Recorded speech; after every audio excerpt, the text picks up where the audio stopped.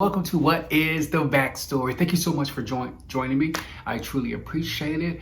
Today we're going to be talking about a specific show from the 90s, The Martin Show. What's the backstory with Carlos Hardy? Yeah. Martin Lawrence remained a comedy genius, extraordinary fixture in the African American community. He's awesome. He's great. He's a movie star. He's done it all. So today we're going to be talking about The Martin Show. It was the #1 African American show of the 90s. Extraordinary comedy, great character development, great characters. Also, it had great storylines that was unheard of at the time. Okay, the reason why I love The Martin Show is because of its physical comedy. Okay, so if you go back and watch, if you have the DVDs or go back and watch any of the shows, I think it airs on VH1. If you go back and watch those shows, you're going to be looking at some of the greatest physical comedy on television. Martin was a beast at that. That was Martin's brand. He was even in his stand-up comedy, he's always had these the mother character, the Shanae character, the sister character, the preacher. He's always had a host of characters that he's drawn from to entertain us. There's supposed to be an alleged reboot. Will it happen? I don't know. But as you know, Tommy Ford passed away. So I don't know if a reboot is something that they may want to do. If you're an actor, if you're a comedian, watching Martin on that show will inspire you. It will help you to push the boundaries and push past your limits to become a better physical comedic actor, or even just an actor in itself. Because a lot of that stuff Martin did was impromptu, and you can tell it was impromptu. The remaining cast members should get together and create a reboot, something for Netflix, maybe something for Hulu. Now let's go into our writer's room. What will be happening now in light of Tommy Ford passing away? What will Martin and Gina be doing now? So I wrote something very specific and hopefully paying homage to Tommy Ford. So let's go into our writer's room and take a look at what The Martin Show is doing now. A medium-sized room with grieving spectators is overwhelmed with chatter. The diverse group of family and friends eagerly wait for the reading of a will. The mourners quietly whisper among themselves, hoping to muster up sympathy from anyone willing to listen. Martin and Gina Payne crowds together, sharing in the despair and loss of their friend Tommy Strawn. The news of their friend's sudden death have left them painfully heartbroken, especially after recently losing a third child to a miscarriage. Gina curiously swings around. She gathers a sobering glance at the eclectic group of women prancing throughout the room. Some of the women are modestly dressed from head to toe, while others don seductive, form-fitting attire more appropriate for a night out on the town. Martin, you think Tommy knew all of these women? Gina asks with disgust spewing from the pit of her stomach. Your guess is as good as mine, Gina. One thing for damn sure, we're finally going to figure out what Tommy did for a living, Martin says with a hopeful look on his face. You think the lawyer would tell us? Damn, Gina, of course he will. That's why we're here, ain't it? A man in a striped blue suit with glasses enters the room carrying a leather-backed folder. That's him, baby. That's Tommy's lawyer, Mr. Bressler. Mr. Bressler rests both elbows on the podium. He pushes his titanium-plated glasses against the fullness of his face. The nozzle pitch in his voice annoys a few of the mourners, but he continues reading anyway. Thank you for coming to the reading of the will for Tommy Strawn. A few of the scantily clad ladies race to the front of the room to seek a better seat. Gina cups her hand over her mouth and mumbles beneath the silence. These women ain't got no shame, baby. Mr. Bressler keeps his eyes glued to his notes, never making eye contact with the mourners. Tommy and I were friends for more than 2 decades. I took care of all of his accounting needs, not to mention calling him a friend. Martin leans into Gina's ear, vying not to be noticed. Babe, why is he up there lying like that? He knew Tommy didn't have no damn job. Shh, Martin, Mr. Bressler continues. As the sole executor of Tommy's will, I hereby name the following people as beneficiaries of Mr. Strawn's estate: Gina and Martin Payne, and Jojo and Luke Harris. Gina cocks her hand back, slapping Martin on the shoulder, pulling his attention from the temptation drawn by one of the women. Gina, I'm trying to listen to what this man is saying. Gina cuts Martin a disapproving stare. Yeah, sure you are, Martin. Now who the hell is Jojo and Luke? And why isn't Pam and Cole in the will? That was his choice, Gina. At least he won't have kids fighting over the money he didn't have. Gina slumps further in her chair. Martin's insensitive comment hits her in the stomach like a ton of bricks. She ponders her recent failures at having children. Martin pulls his wife closer.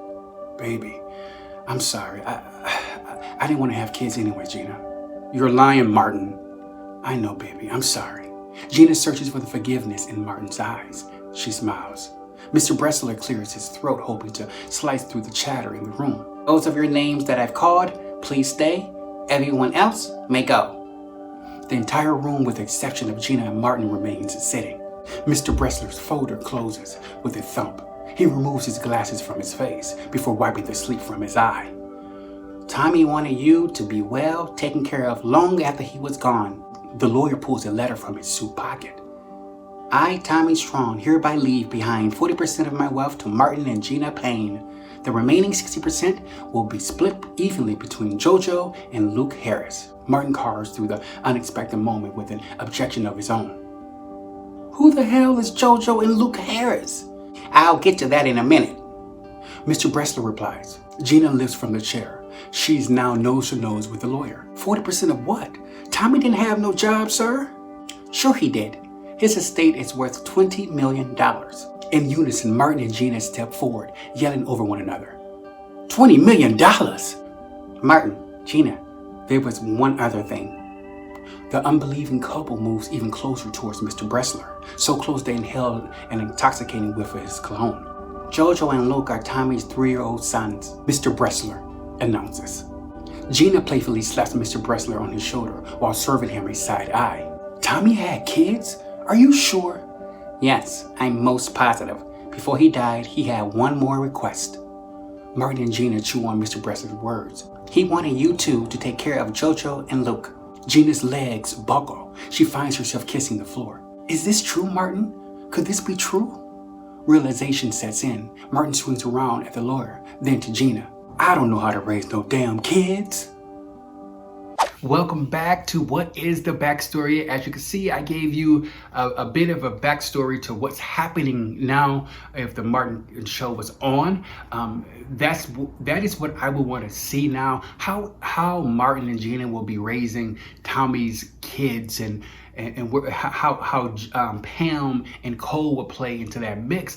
I didn't write them specifically because I wanted it to be about Tommy because, as you know, he passed away a few years ago, and I know when the cast members thought about a reboot, they knew they probably couldn't do it without him. But I know if they put him in it here and there, the likes of his memory, the likes of what he used to say, how he was. His character, I think they would go a long way of doing a reboot. Conflict, contrast, things like that, it drives me. But I definitely want to give you the tip of the day. If you are a writer or a potential writer, you want to have something called a bio. Okay, you want to write yourself a specific bio that's tailored to you. So if you have a website, or if you have a press release, or if you need to get your bio, if you want to do if you're going to be doing TV, junkets, or anything like that, you want to have yourself a great bio. Now, I have a good bio because I've written my bio years ago, and I update it frequently. But you will want to, in your bio, take a great picture of yourself, preferably black and white, but you can do whatever you want to do. But have a great picture, but at the same time, have a bio that talks about your accomplishments, who you are, have some of your personality in your bio. Write something that's going to grasp people, that's going to pull people into who you are. Because remember, they may not be talking to you personally, but they will be reading your bio, so that'll give them a bird's eye view of who you are as a writer, as a person, as an individual. So you want to make sure you have an incredible bio, and you can look online and check out bios online, bio templates, or you can go to my website, carloshardy.com. I have my bio there. You can read my bio, and it tells you all about what I've done, in the beginning of my career, to the middle of my career, to where I am now. So please, tip of the day, create a great bio for yourself as a writer. It doesn't matter. Even if you are an influencer, you should have a nice beautiful bio. Okay? Good. Thank you so much for joining me on What's the Backstory. I have more great stories and shows and movies to share with you that will be coming more in the future. Remember, subscribe, share. I would appreciate that. I'm just trying to give you a little bit of insight of how I write, what I think, how I feel, and helpful tips that will help you understand writing, help you understand what's the best way to create your book or create your script or create the stories or create your poems or whatever it is you're creating. I want to help you do that. So again, thank you so much for joining me. Until next time, I'm Carlos Hardy, and peace. What's the backstory with Carlos Hardy? Yeah, yeah, yeah. Don't forget to subscribe.